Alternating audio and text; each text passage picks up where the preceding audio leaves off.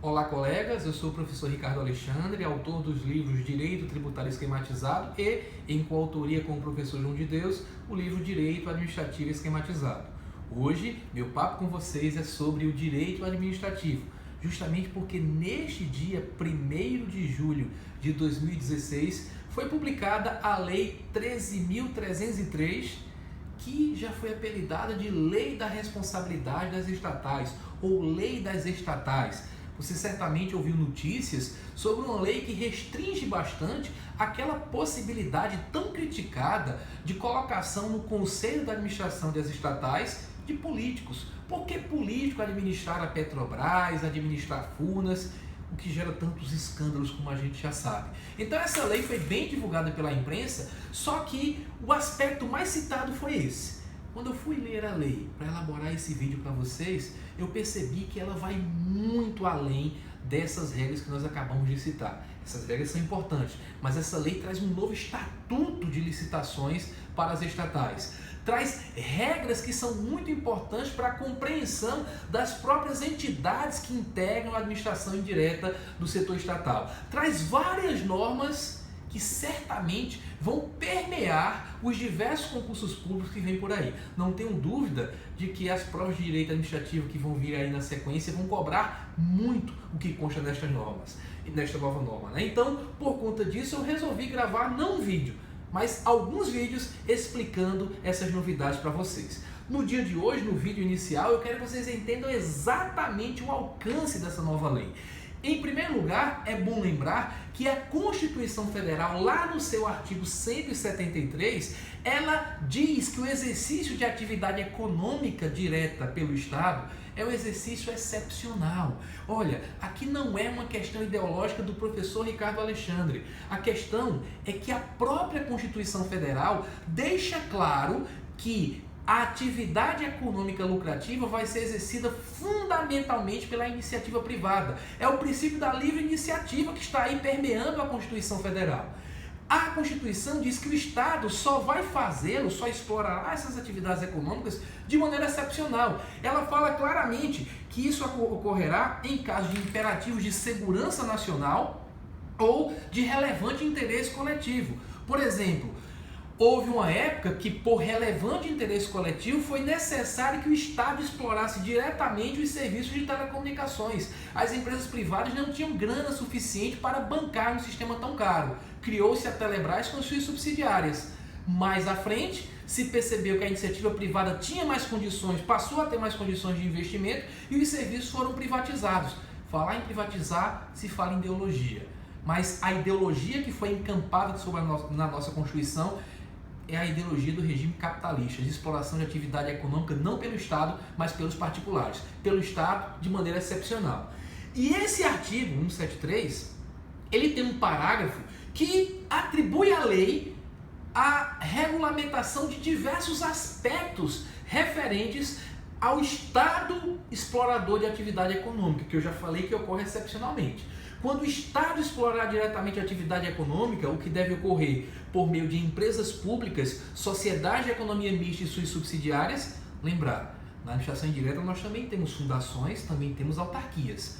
Mas fundações vão exercer atividade de interesse do Estado, autarquias, atividades típicas de Estado, mas não exploração de atividade econômica. Então, empresas públicas, sociedade de economia mista e suas subsidiárias, quando isso acontecer, você vai ter uma lei que vai disciplinar vários aspectos peculiares a essas entidades.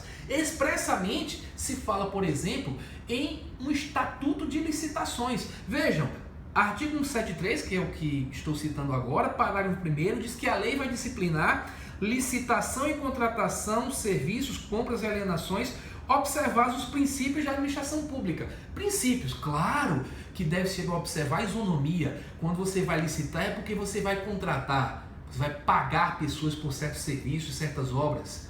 Pagar vai dar lucro, então você tem que dar oportunidade a quem quer que queira contratar com o Estado. Então vamos observar a isonomia, vamos observar o princípio da eficiência, da economicidade.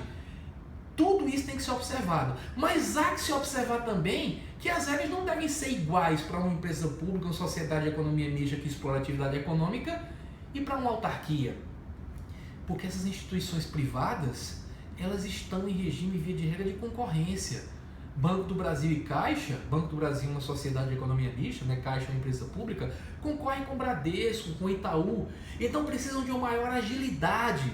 Então fica de um lado a necessidade de um procedimento burocrático, tem que haver a burocracia, claro, se não acontece, vocês sabem que acontece, né? A empresa pública, a entidade, a sociedade de economia mista ser capturada por interesse privado, acabar fazendo contratos que não lhes sejam benéficos para beneficiar um partido político, a família do administrador, por aí vai. Então faça a licitação. Vai contratar pessoal, faz o concurso público. Então você obedece a certas regras de direito público. Mas essas regras não podem ser tão rígidas para uma instituição que precisa de maior agilidade para concorrer com a iniciativa privada.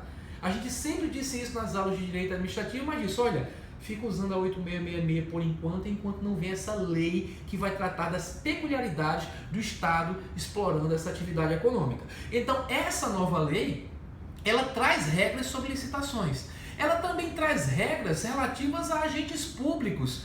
E nesse ponto, muitos poderiam até sustentar uma inconstitucionalidade da norma, dizendo, olha, a administração pública de cada ente tem uma certa autonomia. Não pode a União, que essa norma foi editada, claro, pela União, uma norma nacional, editar uma norma desse tipo, restringindo as peculiaridades administrativas de cada ente. Mas essa inconstitucionalidade não existe. Por quê? Por conta do dispositivo constitucional que nós estamos lendo. Vejam que está escrito na Constituição que uma lei, que é uma lei que tem que ser nacional, ela vai disciplinar esses aspectos relativos às entidades estatais que exploram a atividade econômica. Então a Constituição trouxe um fundamento para que a União legisle para todos os entes federados. Uma lei que não é, portanto, uma lei simplesmente federal. É uma lei nacional que vincula todas as entidades. Como vocês vão ver nos vídeos que vão ser apresentados aqui neste canal, a lei traz de volta o Estado para essa ideia restritiva de só explorar a atividade econômica em certos casos.